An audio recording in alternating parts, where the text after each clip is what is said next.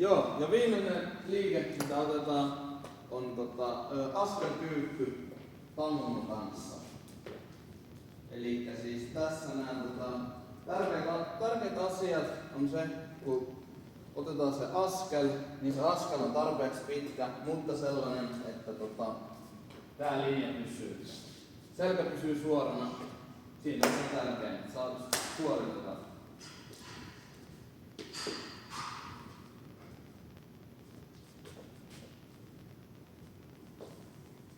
Loistavaa. Toinen polvi on maassa. Selkä pysyy suorana. Ja tullaan takas siihen, mistä lähdettiin.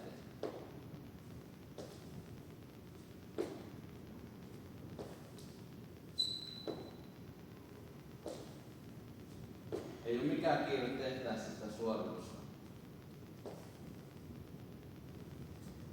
Vielä toisella jalalla. Noniin, tuli siinä.